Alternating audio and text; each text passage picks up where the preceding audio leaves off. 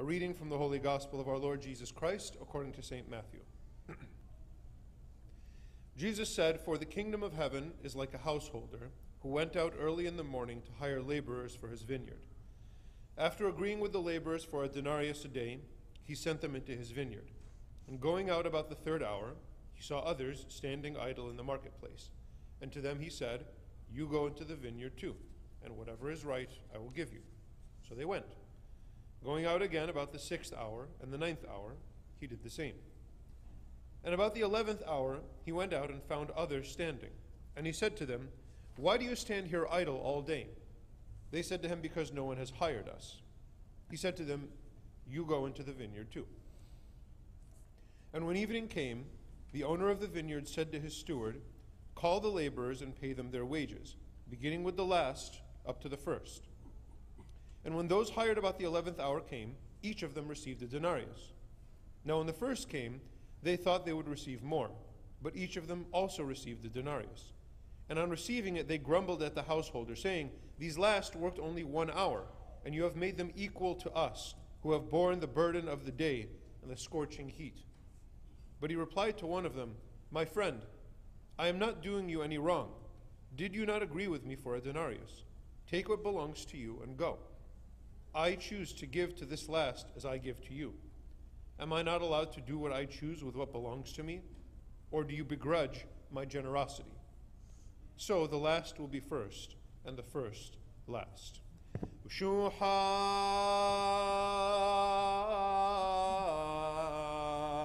la la minai.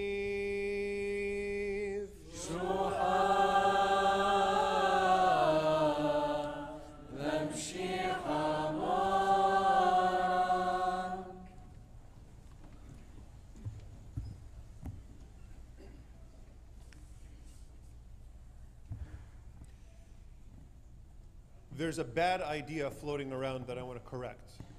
And that idea is that there's something wrong if your prayer life feels like a duty, or that it is routine or repetitive. There's a very, very wrong idea. I think it's kind of ruining people's spirituality in some cases, that your prayer life should just purely 100% be all about joy and friendship and love, and you immediately get there just like that. And that if you only pray out of duty, that there's something bad about that. Wrong. And I think today's gospel is a really good indication of that. Now, the thing that is correct about that is that it shouldn't remain that way. That you should sort of move towards a kind of more intimate relationship with God. But one of the things that this gospel teaches us is that the kingdom of heaven, Jesus is not comparing the kingdom of heaven to sitting around and having fun with your friends. At least not in this parable. There are other ones where it's like a banquet, so it's kind of like that. But in this parable, he's affirming that there's something about heaven. And what is heaven? Friendship with God. There's something about it that's like work. So it is wrong, it is false to say that if there's duty involved in your prayer life, then there's something off. Wrong. The kingdom of heaven is like a householder who went out early in the morning to hire laborers for his vineyard. Something about prayer is work. Something about our relationship with God, at least at the beginning, is a duty. And duties, I've never worked in a vineyard, but I don't imagine it's non-repetitive. I'm guessing they pick grapes and then they do that again. And then they do that over and over and over again for whatever.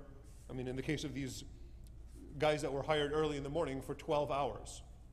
I imagine there's a lot of repetition there. I imagine that that's kind of routine. And Jesus is saying that's what heaven is like. So forget about the people that tell you otherwise. Let's listen to Jesus instead.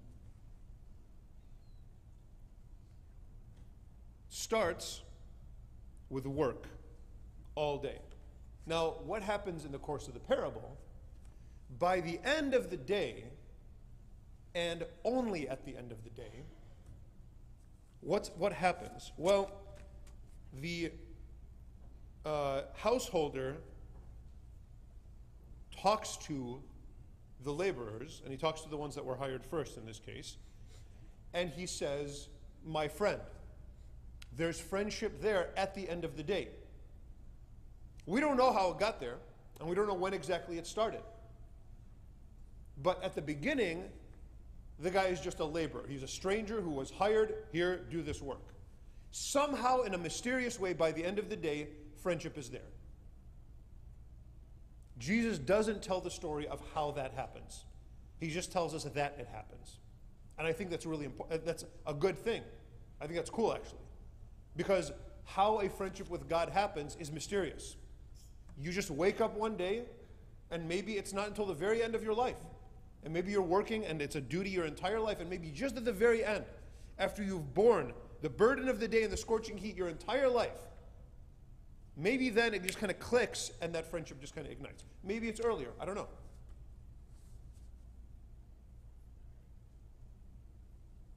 But it doesn't matter, does it? In fact, that's what this parable is about. If you worked your entire life, if you worked the whole day, or if you worked half of the day like some of the laborers, or if you just worked that last hour, it doesn't matter. That friendship with God is infinite. It's enormous. It's worth whatever you put into it. And if some people caught on in a way that you didn't a little earlier, what does it have to do with you? And if somebody's relationship with God is a little bit different, at least from what you can see from the outside, which is nothing, so what? God is generous either way. So what is the kingdom of heaven? Well, it starts as a duty. It ends in friendship. The friendship is mysterious because God is mysterious.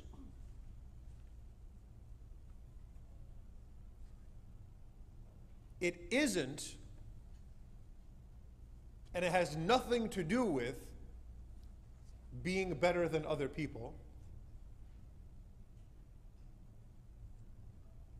Sometimes we act like that. We live as if what heaven is, either we think it's vacation and just having fun all the time, or we act as if we feel joy at being better than others in whatever way we think that's going to make us happy.